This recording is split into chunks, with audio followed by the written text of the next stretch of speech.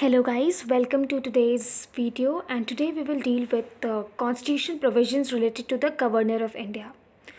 So हम इसमें देखेंगे कि विभिन्न राज्यों के जो गवर्नर होते हैं उनके पावर्स क्या क्या होते हैं और उनके पोस्ट से रिलेटेड कितने उनकी रिस्पॉन्सिबिलिटीज़ एंड ड्यूटीज़ होती हैं. जो गवर्नर है उनसे रिलेटेड जितने भी प्रोविजंस हैं आर्टिकल 153 से आर्टिकल 162 के बीच में डिस्कस किया गया है in part 6 of our constitution. ठीक है, हमारे संविधान के 6th पार्ट में. तो जो रोल होता है गवर्नर का that is similar to the president of India. तो जो राष्ट्रपति का इंडिया में जो रोल है वो जितने भी स्टेट्स हैं उनके गवर्नर्स का वहाँ रोल है. ठीक है, so governor has a dual role. एक तो वो constitutional head of the state हो गए. तो ये पूछा जाएगा कि constitutional head of the state कौन होता है, वो गवर्नर होता है स्टेट का. और कॉन्स्टिट्यूशनल हेड ऑफ इंडिया कौन है, वो हमारे राष्ट्रपति होते हैं. And functions is a link between union and state government. क्यों? क्योंकि वो प्रेसिडेंट अपॉइंट करते हैं. तो the governor is also a link between the state and the union government and also the constitutional head of the state. So constitution provisions तो हमने पहले देख लिया. Just have a look on this slide. Also there are many aspects related to the present scenarios related to the government, the mode of appointment. We will discuss them in later videos. So who is eligible to be the governor of any state in India? कौन eligible है और eligibility क्या है governor के post के लिए. ये 4 चीज़ें याद करने वाली हैं, ध्यान में रखने वाली हैं. एक तो वो इंडियन सिटीज़न होना चाहिए. जो भी गवर्नर के पोस्ट के लिए एलिजिबल है वो इंडियन सिटीज़न होना चाहिए. And obviously the president of India appoints the governor. Cool. And at least 35 years of age होना चाहिए. And should not be a member of either house of the parliament और of the state legislature. And also should not hold any office of profit. ठीक है, अब condition of tenure क्या है. Appoint कौन करता है उनको, प्रेसिडेंट करते हैं. तो obviously president can also dismiss the president can also dismiss the governor. President governor को डिसमिस कर सकते हैं when the prime minister recommends. ठीक है, dismissal of governors without a valid reason is not permitted. However, it's the duty of the president to dismiss a governor whose acts are upheld by courts as unconstitutional and malafide. ठीक है, इससे related ही बहुत सारे issues होते हैं. जब भी governor change होती है सेंटर में देखा जाएगा कि स्टेट्स के गवर्नर्स को शिफ्ट कर दिया जाता है, हटा दिया जाता है. वो we will discuss that. And also the governor can resign. अब historical background क्या है. The governors under the Government of India Act 1935 were by the Raj, of the Raj and for the Raj. ठीक है, the Constituent Assembly wanted elected governors. ठीक है, अब जो Constituent Assembly थी they wanted elected governors. और जो sub committee थी BG खेत, KN Katju and P Subramanian का. तो therefore there was a clash of but they thought कि अगर इलेक्टेड गवर्नर रखेंगे तो क्लैश हो जाएगा क्योंकि दोनों इलेक्टेड होंगे और कोई मेन फंक्शंस नहीं होगा गवर्नर का with respect to the state. So it's a waste and also there will be a clash of interest. So the draft constitution of 1948 was ambivalent and it left to the Constituent Assembly to decide whether the governor should be elected or nominated. And last में it was just decided that nominated ही रखेंगे governors को. ठीक है, I hope this is clear. So executive powers. We'll deal with the powers of the governor of states. Every executive action that the state government takes is to be taken in their name. ठीक है, और किसी भी order को किस तरह से लेना है और जिसमें उनका नाम है उनके रूल्स को गवर्नर स्पेसिफाई कर सकते हैं. The governor can make rules to simplify the transaction of business of the state government इसमें, और आपको प्रेसिडेंट ऑफ इंडिया जब आप पढ़ेंगे तो फिर you will see some similarity.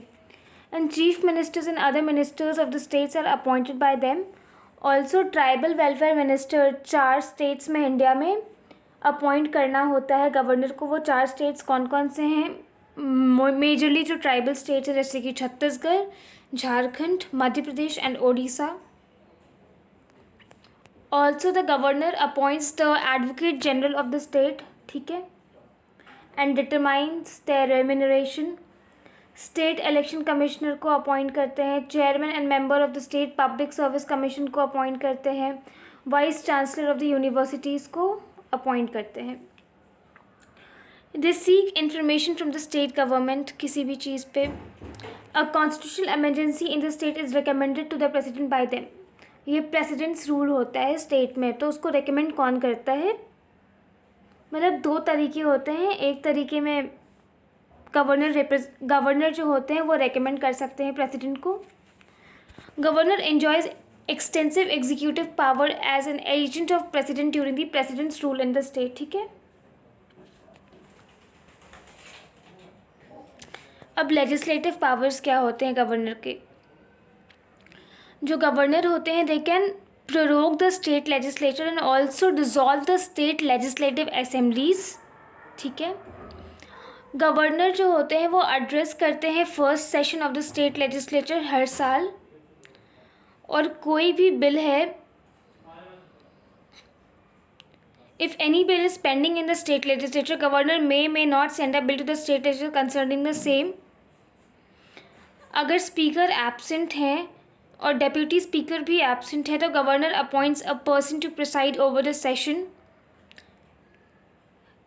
और जिस प्रकार प्रेसिडेंट 12 लोगों को नॉमिनेट करते हैं राज्यसभा में, उसी प्रकार गवर्नर अपॉइंट करते हैं 1/6 of the total members of state legislative council में जो इस फील्ड से बिलोंग करते चाहिए. Literature, science, art, cooperative movement, social service. Also the governor can consult election commission for the disqualification of members. और bills के लिए क्या कर सकते हैं गवर्नर्स? या तो अपना एसेंट दे सकते हैं, या तो विदहोल्ड कर सकते हैं, या तो वापस कर सकते हैं unless it's a money bill. Also reserve the bill for president's consideration, ठीक है. ऑर्डिनेंस मेकिंग पावर 213 में होता है. इसको हम डिटेल में पढ़ेंगे when we will discuss the similarities and differences between president and governor. So बस यहाँ पे ये देखना है कि जब legislative assembly is not in session, या फिर अगर bicameral legislature है तो जब legislative assembly and council are not in session तब ordinance promulgate कर सकते हैं गवर्नर. अब जो बिल रिजर्व कर सकते हैं गवर्नर अपने डिस्क्रिशन पे, कब कब कर सकते हैं? जब प्रोविजंस जो होते हैं बिल की वो कॉन्स्टिट्यूशन को वायलेट करे, प्रेसिडेंट के लिए रिजर्व किया जाता है कुछ मामलों में.